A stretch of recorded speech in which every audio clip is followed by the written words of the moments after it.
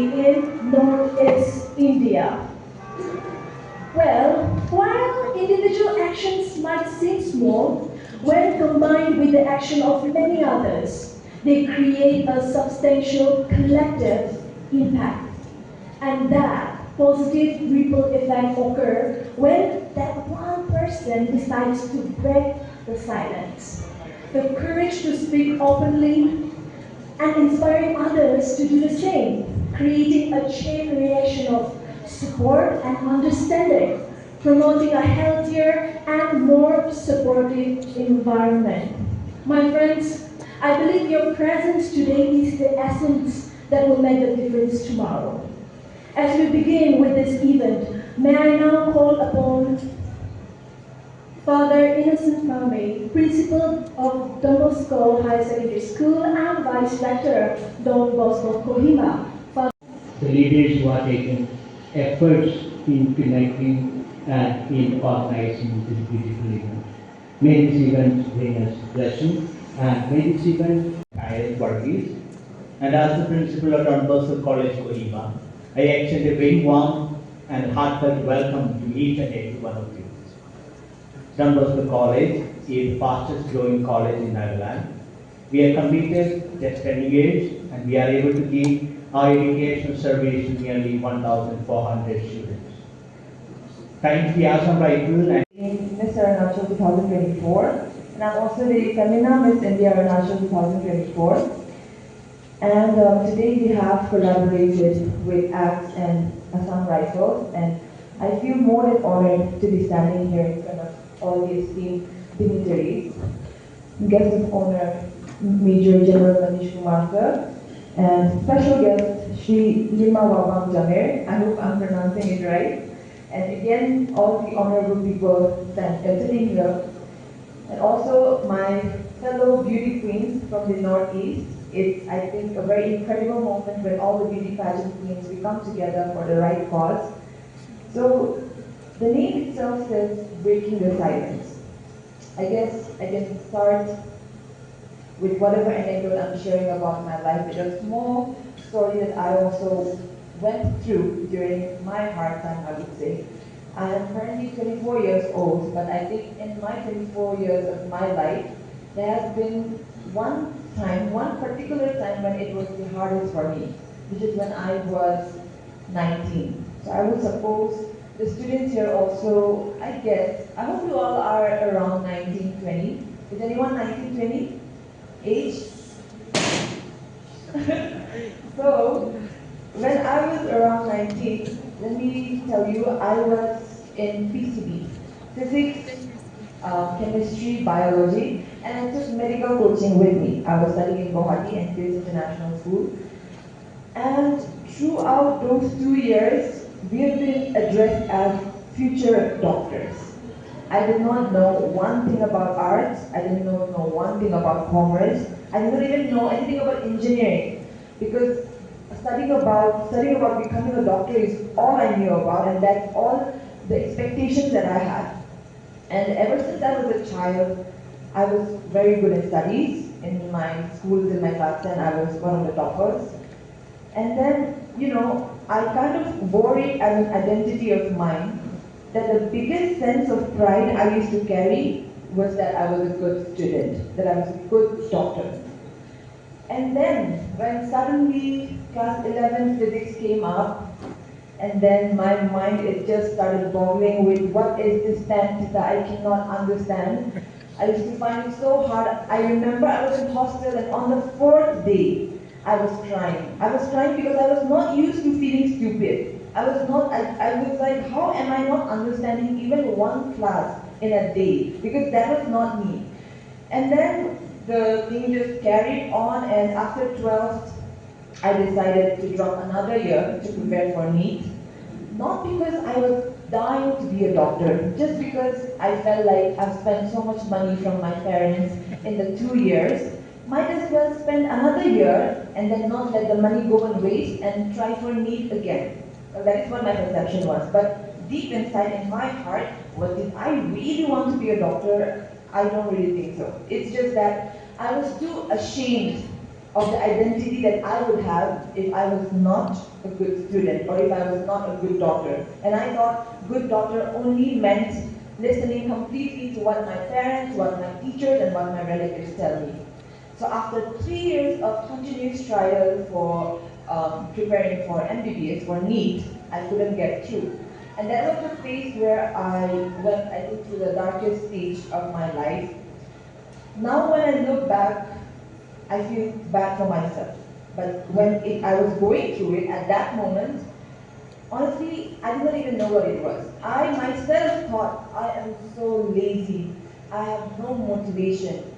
I don't know what is happening. Now when I look back, there were times I could not be in the same room as my parents. I've never disclosed this factor in any interviews or any Instagram lives. Just people that I've known in very personal space, I've shared this with them. But since today is about breaking the silence, I might as well thought I'll use this platform just to share so that if you can ever relate, even just 2%, just to let you know that you are not alone, that we've all been through that phase. I might go through a worse one. And to make it not a stigma not to talk about it. And then, cut to the chase, I was going through depression for around 4 to 5 months, undiagnosed. I completely changed my college, completely changed my stream. I stopped meeting all my friends because I thought they would think that I'm not to be friends with anymore because I'm not good in studies anymore. I don't know what I was thinking, but that is how my 19-year-old self thought. I cut off from all my relatives because every single time I meet my auntie, they will ask me, what are you doing now? And I did not know what I was going to do. I was so scared of that question. Don't ask me about the future because I do not know myself. And you know what my excuse was? There is something, you'll know, but actually there was nothing. It was just an excuse so that I can run away and hide from my relatives and just, not make myself feel ashamed of not being able to clear one exam. I could not sit in the same room as my parents. They would not scold me, they would not yell at me. They're just there plugging their charger or watching TV, having their lunch. I couldn't be in the same room. Being in the same room, it used to give me panic attacks. I would start shivering, I would start crying, and I would think to myself, what is happening? And I would think, maybe, I don't know what is happening, and I'll just run away. And it just carried on for months and months. And then after I completely changed my college, my stream, I was in a new college in Bangalore with my friends who none of them knew about my past. So I was like, finally met some new friends who don't know about my past. Apparently it was so shameful. That time, that's what I thought. And then, even there, new college, new colleagues asked me, तुम सो क्यों नहीं पाती हो? तुम तो phone भी use नहीं करती हो. फिर भी तुम सुबह सुबह जग के रहती हो. They will get up 3-4 a.m. to drink water and I'm still awake. I don't have a phone in my hand. I'm just trying to sleep and it used to not happen. And I'll tell you what I used to feel inside.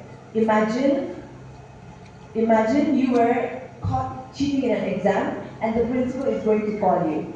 You feel that, you feel scared, right? You feel the fear, like your heart is like throbbing right now. Oh my God, what to do? That is what I used to feel every single night. And for what, I don't know. Because maybe I was so used to being scared of an exam for 4 months that even after I completely changed my life after that, my stream, my college, I was still having the fear, the anxiety. And you know how it actually went out? This is literally the real reason how I overcame it, was sharing it. Now when I think about it, I can openly say in front of, I don't know, maybe hundreds of you, I don't feel anything. I don't feel like crying when I say it. I'm so chill, in Gen Z words, chill about it. But back then, the first person that I shared it with, I cried so much. I cried so much because I felt like after 1 year, I'm letting it out, everything that I was keeping it inside. This is why it's so important to make conversations, to keep it more open, to destigmatize the silence that we keep around mental health, particularly. Yes, today we are talking about mental health and substance abuse both, but I guess substance abuse is also one of the ways where people, it's like, when you are going through a hard phase, you want to overcome it, and then you go to things like alcohol, intoxicating yourself, and then substance abuse as well. So I'm pretty sure our Miss Meghalaya, Miss Bahun, she's going to talk about drug abuse. So I just wanted to share this small anecdote of my life about mental health. So what I want to put out through this is that you all are very young students, and I'm pretty sure you have very bright minds and a very bright future. But I would say, don't let one thing that people expect of you define you. I know everyone has their own passion, and I think we should realize we are very fortunate to live in a generation that we have right now where there is so much liberty to choose. There is so much of platforms. I don't think 20 years back someone could have thought that if they win a crown, they would get to be honored in front of such dignitaries, to be speaking on such an important issue in front of this many people. I don't think so. But today we are in 2025, and we are very fortunate that there is so much of awareness. Awareness when it comes to careers, awareness when it comes to diseases, ailments. What I want to sum up to this is that when you are going through a hard phase, firstly, know that you're not alone. Secondly, you might be thinking, I'm just a student, what can I do? What you can do is normalize it, normalize talking about it. Be there. Sometimes your parents might need it. And if you think, question yourself, why should I be the part of the woke youth that needs to speak about mental health? I can just be silent and mind my own business. Well, I think most of your parents would be telling you stories, how they crossed the rivers and then they crossed that bridge to get to school, how they used to study under the street light, or they used to, use a candle to study, and then sometimes their books will get burned. Our parents, that generation, they have shared their own fair share of experience where they have hurdles and they have overcame it, and they have given us lives where such amenities are very basic to us. So we owe it to our future generation that we also cancel and create a space where mental health, issues like mental health can be spoken about more. Our forefathers, not our forefathers, our parents have, broken certain stigmas, and I'm pretty sure there was also a time where women were not allowed a lot of things, but now there is so much of liberty. They have broken certain social constructs, and that is why we have the life we have today, and we owe it to the future generation and to the current generation to create an even bigger and better space where mental health is talked about more, and we do not create it as a stigma for the society, but instead with more empathy and more compassion, we talk about it more often and help each other. Thank you so much. Community, and for the opportunity to work together for a better, healthier future. We pray for all young people of Northeast who face many challenges. We ask for your divine protection and guidance for all those who are struggling with drug abuse and mental health issues.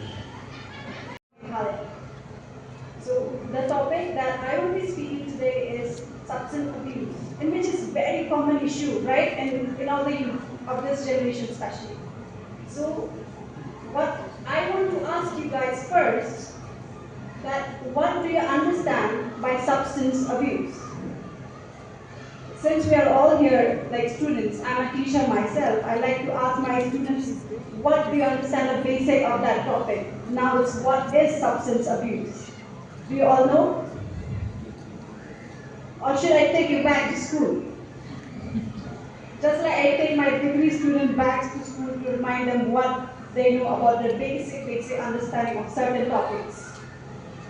So substance abuse is the excessive use of any substance, just like what Tadu told us. It's the example like drugs, alcohol, right? So as we all know that substance abuse is a growing concern that's affecting not just you, but your family and our community worldwide. Next, what are the dangers of substance abuse? Can I get one answer? What are the dangers? Okay. Substance abuse can lead to addiction, health issues, financial issues, and even death. You know that, right? Death. It can also have a devastating impact on relationship, work, and overall well-being.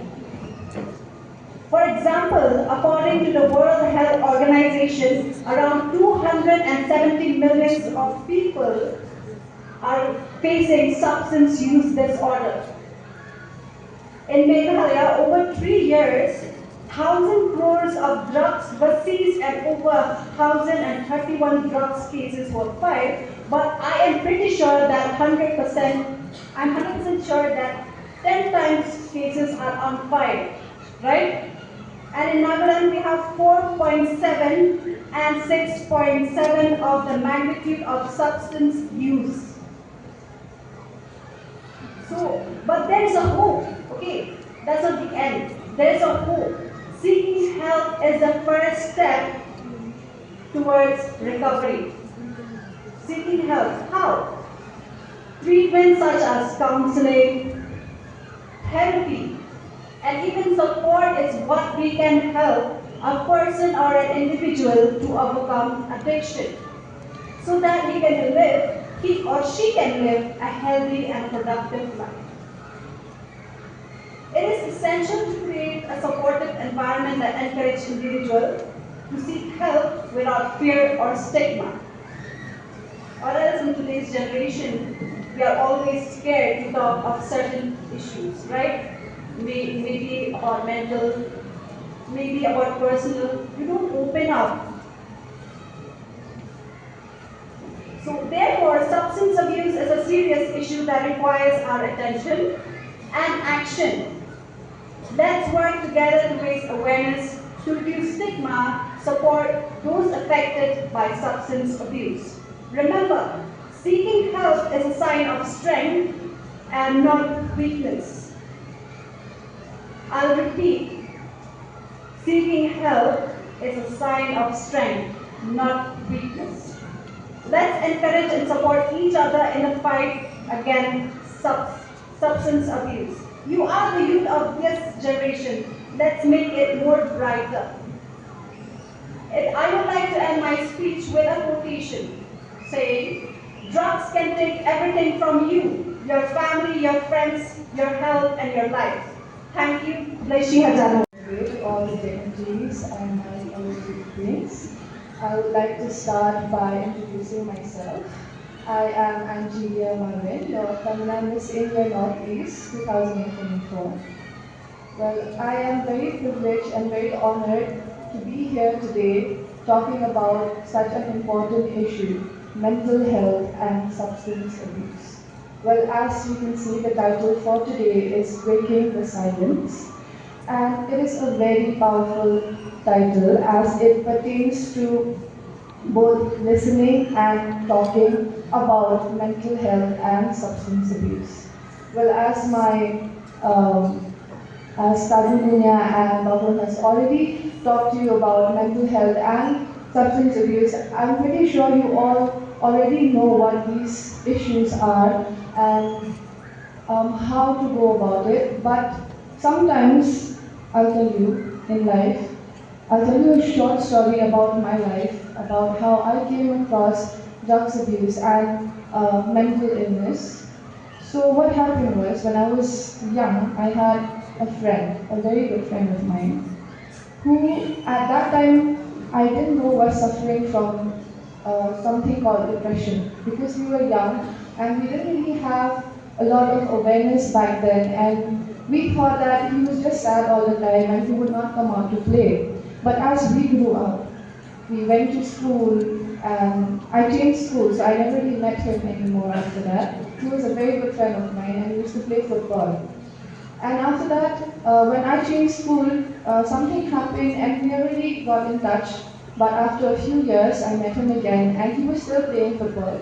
And even I went for a camp that time. And I met him and I asked him, I was like, how are you? It's been so long we've not met each other. And he didn't really seem that great. And he was like, oh, everything is fine. And So after that, a few years passed and I started my 11th, 12th. And that time he was in another school because I was in a girls' school. So I came across him again because we went to the same tuitions. After that, I asked him, how's everything in life? And that time, he didn't really open up about what he was suffering from. And he told me everything is okay. After 2 years, I found out that I lost him because he committed suicide. And later on, we found out that he was going through so much because of family and career and everything, that he was suffering so much that he did not tell anybody, and he went to drugs and substance abuse as an escape. So let me tell you, mental health is a very serious issue, and when I found out about it, when I lost my friend, it was something that really shook me because it made me realize that even I was going through something at that point in my life and I was really young. So if I tell you about myself, I've had a very difficult childhood. Whatever you see that I am right now has been something that I've been struggling so much in life, and where I am today is where I feel very proud and confident about myself, but this has not been my journey, or this has not been what I've been since I was very young. I've been struggling through a lot, but at that point of time, like Lunia also said, she also didn't know what was going on with her, and I also had no idea what was going on with me. And when I went to the doctor once, because I used to have like these very bad migraines, right? And I went to the doctor, and the doctor said, why do you have these headaches? And I went to my grandmother, and she said because she does not sleep at night, and she can't concentrate. She won't sleep the entire night, and the next morning also she'll not take naps or anything. So that was a very grave issue back then for my grandmother because I don't sleep at all. And later on, the doctor diagnosed me with depression. But as you know, my grandmother is very old. She's from a generation where depression, anxiety, all these mental illness were not there. Like Lunia said, that their main concern was crossing a river and going to school, or maybe like finding a candle to study. But awareness about mental health was not there.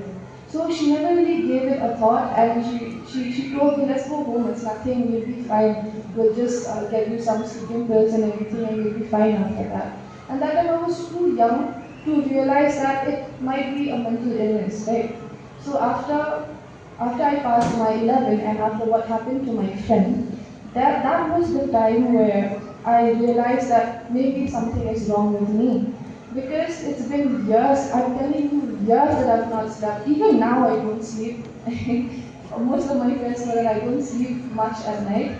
But when I knew that I was going through something, I went to the school counselor. We had a school counselor in our school, and I hope you do have a school counselor. So I went to her, and she kept on asking me questions. It was very annoying at that point. So she was like, oh, how's your family background, how's this, how's that? And I didn't want to answer because, that time I was young, and answering to a teacher felt like punishment. So I didn't answer much. And then later on when, internet came, like Instagram came, YouTube came, and we started learning more about what mental illness was and everything. So after that, I did some research. I was like, why can't I sleep at night? I literally typed in my phone, I was like, why can't I sleep at night? Issues to resolve how can I resolve my sleep issue? So after that, I started reading about it. And after that, I went so since I was in school, I used to do a lot of these campaigns and everything. So I went to a campaign, like you students with me, and there was one speaker who came to talk about mental illness. And the way she was speaking, she started telling us about her life and the symptoms that she had. And then I started thinking, I was like, wait, these are actually the symptoms that I have also. Like maybe I do have something that's wrong with me. And finally, after struggling so much with sleep, with I used to be sad for no reason. Like right now, I'm like very happy. After 2 minutes, I'll be so sad. I'll just be like this. So that is a problem, right? You cannot be like this if you're a normal human being. After that, I started going. I told my mom. I said, "Mom, I really need to go to a doctor because I think something is wrong with me." And then she was like, "No, it's not. There's nothing wrong with you. You're just overthinking." But then later on, I asked my counselor, I went back to the counselor and I told my counselor, maybe there's something wrong with me because I really can't sleep and I need to sleep so that I can wake up and study and, do my daily chores. But then she told me, yes, there is something wrong with you, come, I will help you. And that is when I went to an actual doctor to get diagnosed, and I was diagnosed with depression. And I had no idea about it. After that, I became self-aware. And like the first step to address depression or any mental illness is self-awareness. If you think that something is not right with you, or you're feeling something that, or maybe it's not with you, maybe it's with your friend, if you see that her behavior is not certain, it's not good, or she's not being able to be who she actually is, then you can help them. Because honestly, I will tell you, when I found out that my friend died, I was heartbroken because he was one of my best friends, the person who I would come from school because I was in a girls' school. So I would come from school, I would change quickly, and then we would be like, let's go play football together. I had such fond memories of such a bright boy, and he was so talented. He was such a good person and so talented, and suddenly he just passed away because of what? Of mental illness and too much drug abuse because he overdosed. And these things, when you are mentally not doing okay, you tend to shift to alcohol or maybe drugs or these kind of substances to make you feel calmer, right? But let me tell you, these things are not gonna help you. The only thing that is going to help you is firstly to be aware that you are suffering through something, and the next step is seeking help from someone, maybe a friend, maybe a family member, or even a doctor, right? Do you know anybody who is suffering? If you do, please help them. And if you are suffering as well, please, I beg you, start looking into yourself and speak out. The theme for today is breaking the silence. Mental health has been stigmatized, and when I was younger also, my parents would be like, don't talk about all these things because it's not true. It's just in your head. That's the only thing they would say all the time. It's in your head. You'll be fine. You'll go out of it. But it's not. See, right now I'm standing here. I might look like somebody who's very confident, or like who's achieved something because I have done something in my life. But I'll tell you, the struggles that I've been through reaching here has been real. Because right now also I might be talking about depression because I am a living example of depression myself. And it's very hard. For me, standing here right now speaking to you, I'm very anxious from inside. I don't know if you can say, and you can tell that I'm anxious from inside, but I'm very anxious from inside because public speaking does not come easy for me. And if you have a very hard life, a hard childhood, and you come out of it and standing here, see, that is what it motivated me when I was a kid. Let me tell you another story. I know I'm dragging this long. I just hope that you're not sleepy or anything. But I would like to share because I don't really talk about all these things a lot. I don't really share about me. People think that I'm this very confident person who just walks the ramp and everything, and that's all the glamour and the glitz about it. But as a person, I've been struggling through a lot. When I was in Miss India, before I did Miss India, I just lost my father. Right before I went to the pageant, I lost my father, and that was a very hard time for me because it was not expected that my father would pass away this early. We were struggling, but then we didn't expect it. And after that, I told the team also that I would not want to continue with Miss India because my father passed away, right?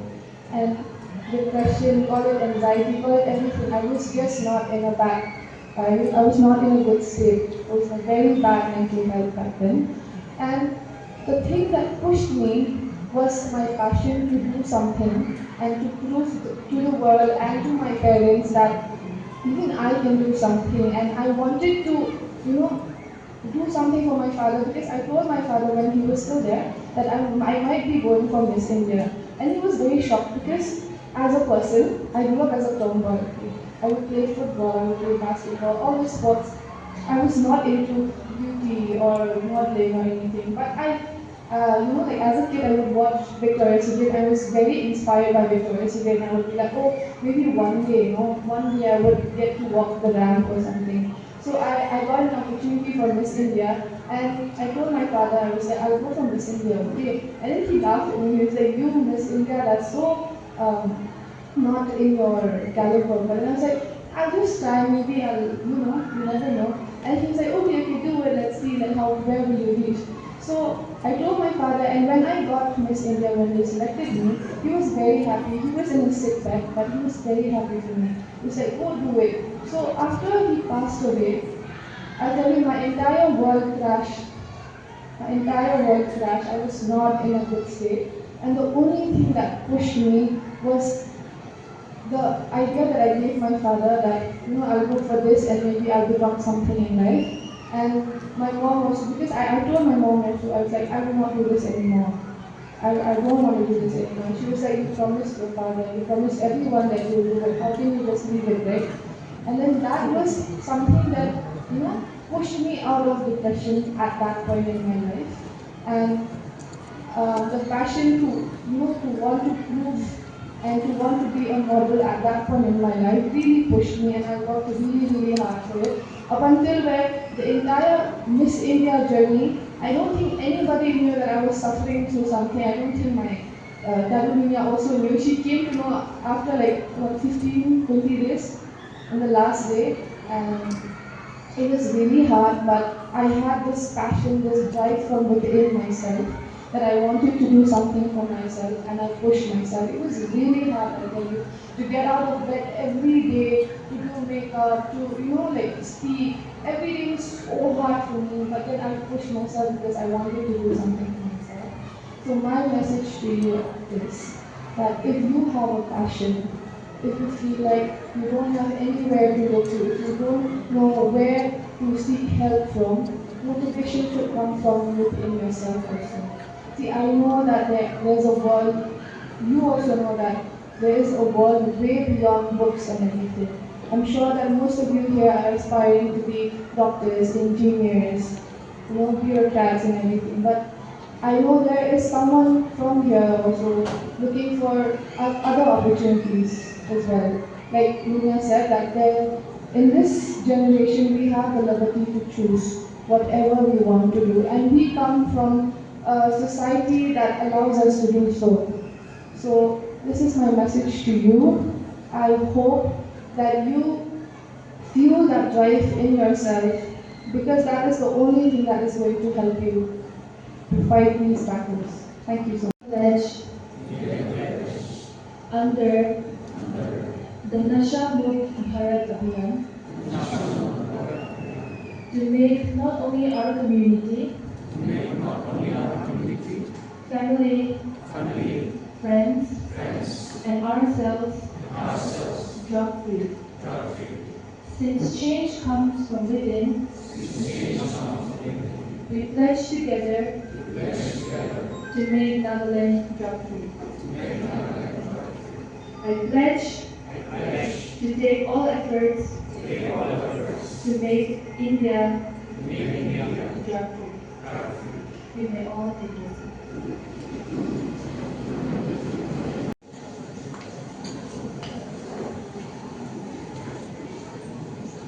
Commanded an Assam Rifle sector in Nagaland.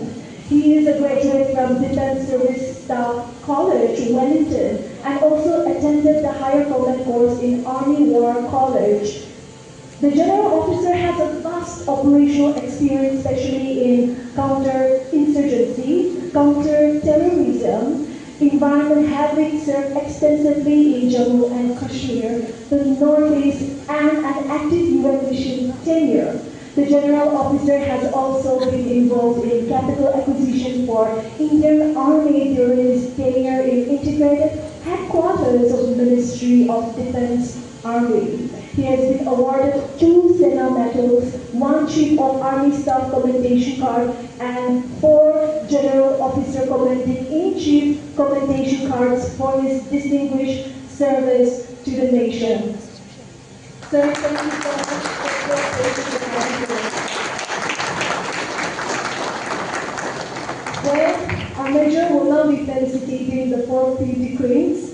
First, may I now call Miss Arunachal 2024, Femina Miss India Arunachal 2024. She's also participating in the Femina Miss India Arunachal 2024, Times Miss Beauty with a Purpose 2024, and she has also crowned NIFT Miss Talented 2024.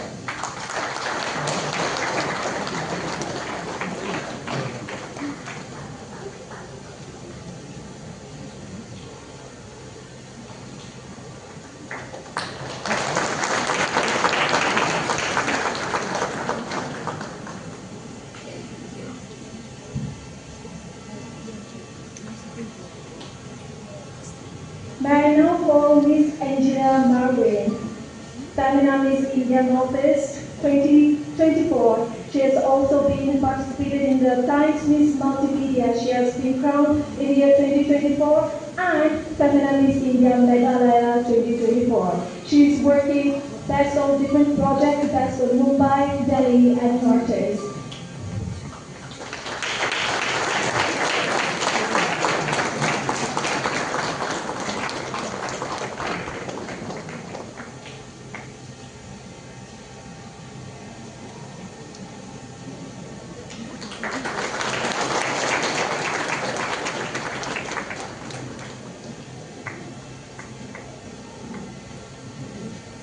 May I now call upon Miss Bahun Nongrum, the reigning queen of Miss Meghalaya 2024. She's also the winner of Manan Miss India 2022, winner of Miss Nagaland Orange Festival 2024, former Miss Universe Meghalaya 2024. During schooling, she also got the Raja Puraskar Award 2014, also known as the Governor's Award. She's a model and teacher by profession.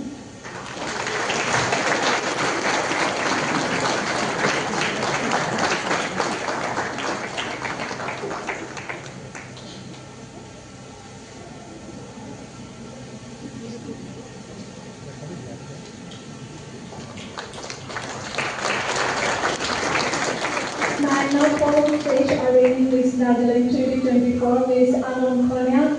She is currently on break. Her principles of attending the event, that is empathy over judgment, her awareness over ignorance, and actions over silence. Her hobbies are reading, playing the guitar, and the ambition of being a philanthropist.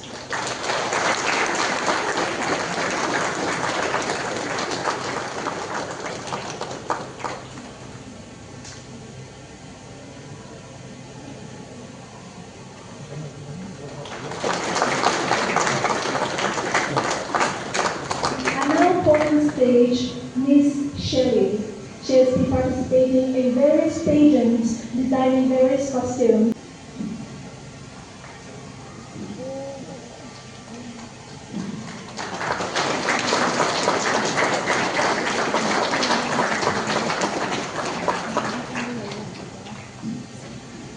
For Government of Nagaland.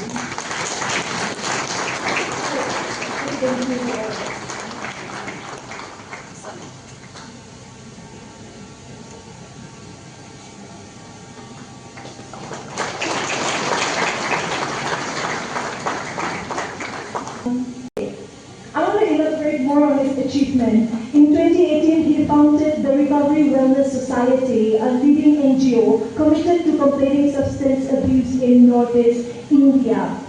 And beyond his work with Recovery Wellness Society, Mr. Rohit serves as a consultant for the United Nations Office on Drugs and Crime in Northeast India, bringing regional insights and grassroots experience to international frameworks and intervention. Lastly, there is more, but you have to know, he is also a respected member of the Assam State AIDS Control Society. society and plays a pivotal role in various government and civil society collaborations across the region. His contributions include organizing powerful awareness campaigns such as the annual overdose awareness seminar in Guwahati and the Clean Bangkola movement, which have left a lasting impact in communities affected by substance abuse. My dear friends, Mr. Yes, it's citizen and great hero Angelia Robert.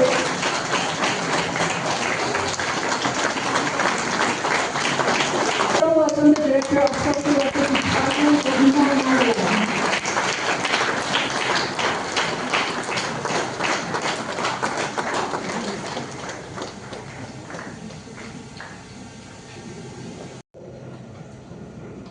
I thank Almighty for giving me this opportunity to revisit my alma mater. I thank God for giving me this opportunity to interact with my daughters and sons on a matter which is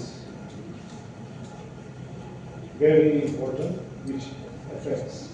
It's for me to launch this campaign, Breaking the Silence. And I stand with deep sense of responsibility amongst all these distinguished guests, my dear students, to speak on a matter that transcends borders, cultures, generations,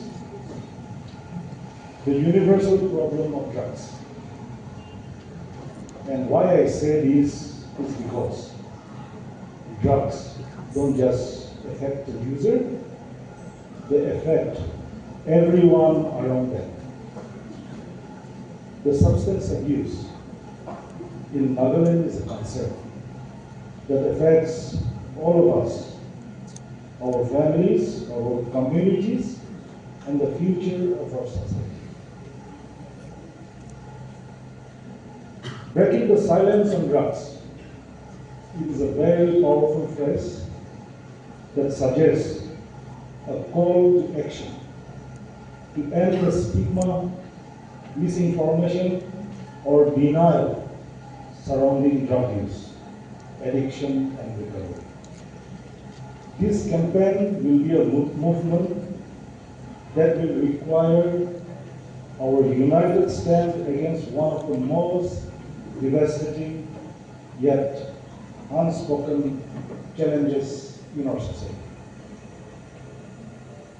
The Golden Triangle is a major illicit opium producing area in Southeast Asia, where the borders of Myanmar, Laos, and Thailand meet. It is the world's largest source of heroin and other narcotics, and our Nagaland is situated along this Golden Triangle corridor.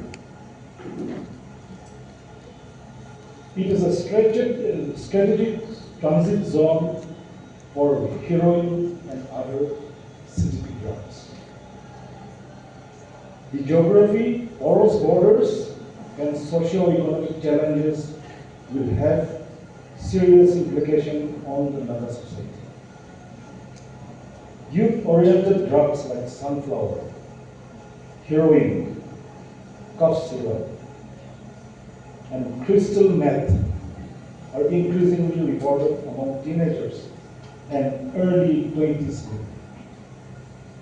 The easy availability of narcotics has led to rising substance abuse among the Naga people, especially youth. The very common use of injectable drugs has contributed to HIV/AIDS prevalence in Nagaland. As we all know, India has the largest youth population in the world, with about 65% of its people under the age of 35 More than 50 are below 25 years of age.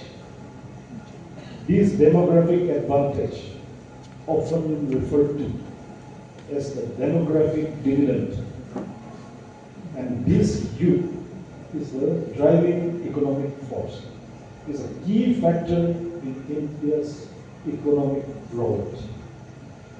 As per the 2011 census of India, the youth population comprises of 65% of the total population of Nagaland. So here lies the problem. The countries, the hostile countries, knowing the youth, the capability of what young India can do,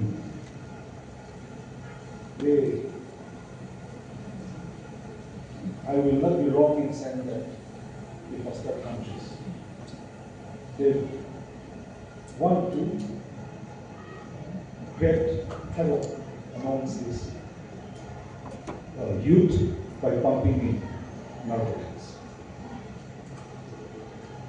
The vulnerability of young people to drugs in Nagaland is alarmingly high, impacting many adolescents and children across the state.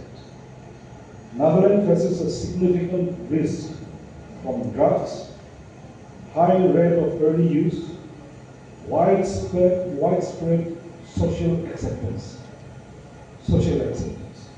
and few recreational outlets. In Nagaland, unemployment and lack of meaningful opportunities has contributed significantly to youth frustration. This frustration unfortunately leads some young people to resort to drugs and substance abuse as an alternative. In every society, there are individuals and groups who stand up not because they have to, but because they choose to.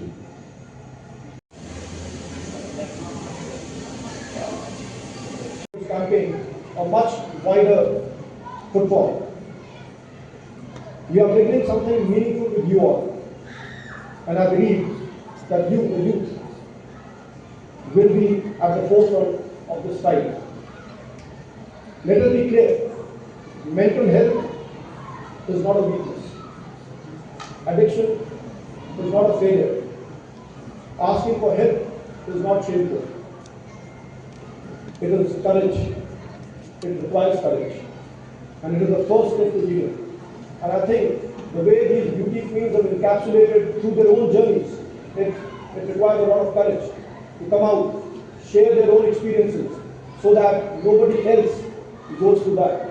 So I think it will be our collective salute to them by not allowing ourselves into this trap. Let's use their experiences to take our journeys forward. As we launch this third edition of the campaign, I sincerely hope that steps like this continue well into the future. And as we move forward, may we also adopt a wide lens to break the silence, not just around mental health and drug abuse, but also around stigmas that hold our society back. Whether it is gender-based discrimination, domestic abuse, or other invisible battles, we must build a culture where people feel safe, valued, and empowered to speak. Let this campaign become an enduring movement, one voice at a time, one story at a time, one life at a time. To ACTS, the ACTS, to the Department of Social Welfare, to our queens, who have led with courage and grace, and to the men and women of Assam rifles, thank you. We are partners in a very, very noble cause. Together, let us walk this journey. Together, let us break the silence. I am giving this to the principal, but it is meant for all you all, as a token of our appreciation for what you've done by associating yourselves with this movement. คุณ Thank you all very much.